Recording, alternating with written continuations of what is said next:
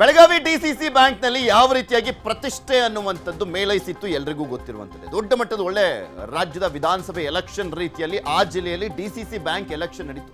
ಭಾರಿ ಜಿದ್ದಾಜಿದ್ದಿಯಿಂದ ಕೂಡಿತ್ತು. Finally Jarkiholi team ಯಾವ ರೀತಿಯಾಗಿ ಗೆದ್ದು ಬೀಗ್ತು ಎಲ್ರಿಗೂ ಗೊತ್ತಿರುವಂಥದ್ದು. ಅದು ಮತ್ತೊಂದು ಹಂತಕ್ಕೆ ಹೋಗಿ ತಲುಪ್ತಾ ಇದೆ. ಹಲ್ಲೆ ಮಾಡುವ ಹಂತಕ್ಕೆ ಹೋಗಿ ತಲುಪ್ತಾ ಅನ್ನುವಂಥ ಪ್ರಶ್ನೆ. ಮತ್ತೊಂದು ಹಂತಕ್ಕೆ ತಲುಪಿರುವಂಥದ್ದು ನಾಯಕರ ಜಿದ್ದು. ಬ್ಯಾಂಕ್ ನೌಕರರ ಸಂಘದ ಅಧ್ಯಕ್ಷನ ಮೇಲೆ ಹಲ್ಲೆಯನ್ನ ಮಾಡಲಾಯ್ತಾ ಅಂತ. ಯಾವ ಕಾರಣಕ್ಕೆ ಬ್ಯಾಂಕ್ ನೌಕರರ ಸಂಘದ ಅಧ್ಯಕ್ಷನ ಮೇಲೆ ಹಲ್ಲೆಯನ್ನ ಮಾಡಲಾಯಿತು ನೋಡ್ತಾ ಹೋಗೋಣ. ಯಾರ ಮೇಲೆ ಆರೋಪ ಬರ್ತಾ ಇದೆ? ಶಾಸಕ ಲಕ್ಷ್ಮಣ್ ಸವದಿ, ಮಾಜಿ ಉಪಮುಖ್ಯಮಂತ್ರಿ, ಹಾಲಿ ಶಾಸಕ ಲಕ್ಷ್ಮಣ್ ಸವದಿ ಮತ್ತು ಅವರ ಪುತ್ರನ ವಿರುದ್ಧ ಹಲ್ಲೆಯ ಆರೋಪ ಮಾಡಲಾಗ್ತಾ ಇದೆ. ನೌಕರರ ಸಂಘದ ಅಧ್ಯಕ್ಷ ನಿಂಗಪ್ಪ ಕರಣ್ಣವರ ಮೇಲೆ ಹಲ್ಲೆಯನ್ನ ಮಾಡಿದ್ದಾರೆ ಅಂತ. ಅಳಿಯನ ವರ್ಗಾವಣೆಯಿಂದ ಸಿಟ್ಟಾದ್ರ ಶಾಸಕ ಲಕ್ಷ್ಮಣ ಸವದಿಯವರು. ಸೊ ಆ ಕಾರಣಕ್ಕೋಸ್ಕರ ಹಲ್ಲೆಯನ್ನ ಮಾಡಿದ್ರ. ಡಿಸಿಸಿ ಬ್ಯಾಂಕ್ನ ನಿರ್ದೇಶಕರಲ್ಲಿ ಒಬ್ಬರು ಲಕ್ಷ್ಮಣ್ ಸವದಿ ಅವರು ಅಥಣಿ ಕ್ಷೇತ್ರವನ್ನ ಪ್ರತಿನಿಧಿಸ್ತಾರೆ. ಅವರು ಅಥಣಿ ತಾಲೂಕಿನ ನಿಯಂತ್ರಣ ಅಧಿಕಾರಿಯಾಗಿದ್ದು ಸವದಿ ಅವರ ಅಳಿಯ.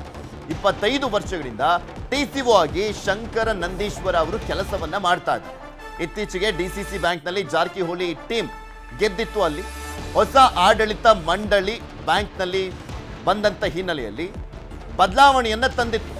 ಶಂಕರ್ ನಂದೀಶ್ವರ ಅವರನ್ನ ಬೆಳಗಾವಿ ಕೇಂದ್ರ ಕಚೇರಿಗೆ ವರ್ಗಾವಣೆ ಮಾಡಲಾಗಿತ್ತು. ಶಂಕರ್ ವರ್ಗಾವಣೆಗೆ ನಿಂಗಪ್ಪ ಕರಣ್ಣವರ್ ಕಾರಣ ಅಂತ ಹೇಳಲಾಗ್ತದೆ. ಬ್ಯಾಂಕ್ ನೌಕರರ ಸಂಘದ ಅಧ್ಯಕ್ಷ ಅಲ್ವಾ, ಅವರೇ ಕಾರಣ ಅಂತ. ಸವದಿ ಭೇಟಿಗೆ ಹೋಗಿದ್ರಂತೆ ನಿಂಗಪ್ಪ ಅವರು. ಅವ್ರ ಮೇಲೆ ಹಲ್ಲೆಯನ್ನ ಮಾಡಿರುವಂತ ಆರೋಪ. ಸವದಿ ಮನೆಯಲ್ಲೇ ಇಬ್ಬರಿಂದ ಹಲ್ಲೆ ಮಾಡಿರುವಂತ ಆರೋಪ. ಸವದಿ ಮನೆಯಲ್ಲಿ ಲಕ್ಷ್ಮಣ್ ಸವದಿ ಅವರು ಮತ್ತೆ ಅವರ ಪುತ್ರ ಹಲ್ಲೆಯನ್ನ ಮಾಡಿದ್ದಾರೆ ಎನ್ನುವಂತ ಆರೋಪ ಮಾಡಲಾಗ್ತದೆ. ಕೇಸ್ ದಾಖಲು ಮಾಡಲಿಕ್ಕೆ ಪಟ್ಟಣ ಹಿಡಿದಿರುವಂತದ್ದು ಡಿಸಿಸಿ ಬ್ಯಾಂಕ್ ನೌಕರರು. ಡಿಸಿಸಿ ಬ್ಯಾಂಕ್ ಯೂನಿಯನ್ ಅಧ್ಯಕ್ಷರಾಗಿದ್ರು ನಿಂಗಪ್ಪ ಹೆಚ್ಚಿನ ಚಿಕಿತ್ಸೆಗೆ ಬೆಳಗಾವಿ ಖಾಸಗಿ ಆಸ್ಪತ್ರೆಗೆ ದಾಖಲು ಮಾಡಲಾಗಿದೆ.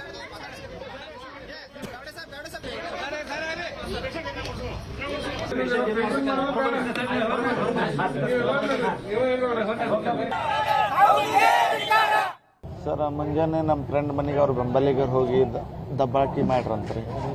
ದಬ್ಬಾಳಿಕೆ ಮಾಡಂತೆ ಸಾವ್ಕಾರ ಕಡೆ ಹೋಗೋಣ ನಡ್ರಿ ಅಂತ ಹೇಳಿ ಅವ್ರು ಅನ್ನಂತೆ. ನಮ್ಮ ಫ್ರೆಂಡ್ ಅವರು ನನಗೆ ಫೋನ್ ಮಾಡಿದ್ರಿ, ಸಾವ್ಕಾರ ಕರೆಯಾಕತ್ತಾರಪ್ಪ ಹೋಗಿ ಬರ್ ನೋಡಿ. ಕಾಮನ್ ಕರಿತಿದ್ರಿ, ಕಾಮನ್ ಹಂಗೆ ಹೋಗಿದ್ದೀವಿ ಸಾಬ್ರ. ಅಲ್ಲಿ ಹೋದಿವ್ರಿ, ಒಂದು 2 ತಾಸು ವೇಟ್ ಆತ್ರಿ. ಅಂದ್ರೆ ಅವ್ರು ಬಿಜಿ ಇದ್ರಿ, ಏನು ಗೊತ್ತಾಗ್ಲಿಲ್ಲ ರೀ. ಹಂಗೆ ನಿಂತೀವಿ. ಆಮೇಲೆ ಕರೆಸಿ ಕೂಡಲೇ ನಮ್ಮ ಮನೆಗೆ ಯಾಕೆ ಬಂದೀನಿ, ಯಾರು ಪರ್ಮಿಷನ್ ತೊಗೊಂಡು ಬಂದಿ ಅಂತೇಳಿ ಬಡ್ಯಾಕಷ್ಟ. ಅವ್ರು ಬಡ್ದು ಕೂಡಲೇ ಅವ್ರ ಮಗ ಬಂದು ಬಡ್ಯಾಕತ್ರ. ಅವ್ರ ಮಗ ಬಂದು ಬಡ್ದು ಕೂಡಲೇ ಅವ್ರ ಬೆಂಬಲಿಗರು ಗೊತ್ತಾಯ್ತಲ್ಲ ಸರ್. ಅವ್ರ ಮುಂದೆ ಎಲ್ಲ ಒಳ್ಳೆಯವ್ರಾಗಾಕ ಎಲ್ಲರೂ ಕೂಡ ಫಿಲ್ಮ್ದಾಗ ಬಡಿತಾರಲ್ಲ ಸಾಬ್ರ, ಆ ಲೆವೆಲ್ ಎಲ್ಲ ಬಡಿದ್ಬಿಟ್ರಿ ಸರ್. ಅಂದ್ರೆ ಎಲ್ಲ ಕಡೆ ಒದಿದು ನನ್ನ ಗುಪ್ತಾಂಗ ಹೆಚ್ಕೋದು ತಲೆಗೆ ಭಾಳ ಜೋರ್ಸ್ಲೆ ಪಟ್ಟು ಬಿದ್ದೈತ್ರಿ ಸರ್. ಸಿಕ್ಕಾಪಟ್ಟಿ ಹೊಡೆದ್ರಿ. ಈಗ ನನ್ನ ಈ ಥರ ಆಕೈತೆ. ಈಗ ನನ್ನ ಮೇಲೆ ಸಿಕ್ಕಾಪಟ್ಟಿ ಅಲ್ಲಿ ಕೇಸ್ ಮಾಡ್ಸಾಕ್ತಾರೆ ಸರ್. ಜಾತಿ ನಿಂದನೆ ಮಾಡಿವು, ಇದು ಕುಡಿದು ಬಂದಿದ್ದ ಅಂತೇಳಿ.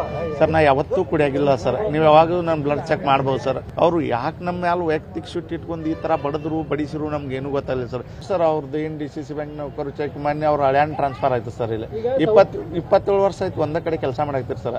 ಆಡಳಿತಾತ್ಮಕ ದೃಷ್ಟಿಯಿಂದ ಅವ್ರನ್ನ ಟ್ರಾನ್ಸ್ಫರ್ ಮಾಡ್ಯಾರ ಸರ್. ಯೂನಿಯನ್ ಅಧ್ಯಕ್ಷ ಆಗಿ ನಾನು ಟ್ರಾನ್ಸ್ಫರ್ ಮಾಡಿ ನಾನು ತಿಳಿದು ಬಡದ್ರು ಏನು ಅದು ಗೊತ್ತಾಗಲಿಲ್ಲ ಸರ್ ನನಗೆ. ನಾನು ಒಬ್ಬ ಯೂನಿಯನ್ ಅಧ್ಯಕ್ಷ ಆಗಿ ನಾನು ಫೆಸಿಲಿಟೀಸ್ ಬಗ್ಗೆ ಅಷ್ಟೇ ಹೋರಾಟ ಮಾಡ್ತೀನಿ ಸರ್. ಈ ಆಡಳಿತಾತ್ಮಕ ಒಳಗೆ ನಾನು ಭಾಗವಹಿಸಿದ್ದಿಲ್ಲ ಸರ್. ಇಡೀ ಬೋರ್ಡ್ ಅದಕ್ಕೆ ಸಂಬಂಧಪಟ್ಟದಿರ್ತದೆ ಸರ್. ಬೋರ್ಡ್ ಜೊಲೆ ಸರ್ ಆಗಲಿ, ಜಾರಕಿಹೊಳಿ ಸಾವ್ಕಾರ ಆಗಲಿ, ಅವರೆಲ್ಲ ಮಾಡ್ತಾರೆ ಸರ್. ಡಿಸಿಸಿ ಬ್ಯಾಂಕ್ ಎಲೆಕ್ಷನ್ ಸಮಯದ ಕ್ಯಾಂಪೇನ್ ಸಂದರ್ಭದಲ್ಲಿ ರಮೇಶ್ ಜಾರಕಿಹೊಳಿ ಅವರು ಈ ಬಗ್ಗೆ ಮಾತನಾಡಿದರು. ಸವದಿ ಅಳಿಯನನ್ನ ವರ್ಗಾವಣೆ ಮಾಡಿಸ್ತೀನಿ ಅಂತ ಹೇಳಿದ್ರು. ಈಗ ಶಂಕರ ನಂದೀಶ್ವರ ವರ್ಗಾವಣೆ ಆಗಿದೆ. ಅವ್ರು ಏನು ಮಾತನಾಡಿದ್ರು ನೋಡೋಣ. ಅವ್ರ ಮಗ ಡಿಸಿ ಬ್ಯಾಂಕ್ ಇಲ್ಲಿ ಶಂಕರ್ ನಂದ್ಯಾಳ ಯಾವ ನಂದೀಶ್ವರ್ ಅವ್ನು ಇಲ್ಲಿ ಕುರ್ಚಿ ಖಾಲಿ ಮುಟ್ಟಿ ಜವಾಬ್ದಾರಿ ನಮ್ಮದು. ಟ್ರಾನ್ಸ್ಫರ್ ಅವ್ರ ಮಗ ಡಿಸಿ ಬ್ಯಾಂಕ್ ಇಲ್ಲಿ ಶಂಕರ್ ನಂದ್ಯಾಳ ಯಾವ ನಂದೀಶ್ವರ್ ಅವ್ನು. ಇದೆಲ್ಲದ್ರ ಬಗ್ಗೆನೂ ಕೂಡ ಇನ್ನಷ್ಟು ಮಾಹಿತಿಯನ್ನ ಕೊಡ್ತಾ ಹೋಗ್ತಾರೆ ನಮ್ಮ ಬೆಳಗಾವಿಯ ಪ್ರತಿನಿಧಿ ಚಂದ್ರಕಾಂತ್ ಸುಗಂಧಿ. ನಮ್ಮ ಜೊತೆ ನೇರ ಸಂಪರ್ಕದಲ್ಲಿ ಜಾಯ್ನ್ ಆಗಿದ್ದಾರೆ. ಚಂದ್ರಕಾಂತ್, ಹಲ್ಲೆ ಮಾಡಿರುವಂತ ಆರೋಪ ಮಾಡಲಾಗ್ತಾ ಇದೆಯಲ್ಲ, ಇದಕ್ಕೆ ಲಕ್ಷ್ಮಣ್ ಸವದಿ ಮತ್ತೆ ಅವರ ಪುತ್ರ ಏನ್ ಹೇಳ್ತಾ ಇದ್ದಾರೆ? ಈ ವಿಚಾರಕ್ಕೆ ಸಂಬಂಧಪಟ್ಟಂತೆ ಪ್ರಕರಣ ದಾಖಲಾಗಿದೆಯಾ? ಇನ್ನೊಂದ್ ಕಡೆ ರಮೇಶ್ ಜಾರಕಿಹೊಳಿ ಅವರು ಹೇಳಿದಂತೆ ಎಲ್ಲೋ ಒಂದ್ ಕಡೆ ವರ್ಗಾವಣೆ ಆದಂತೆನೂ ಕೂಡ ಕಾಣಿಸ್ತದೆ.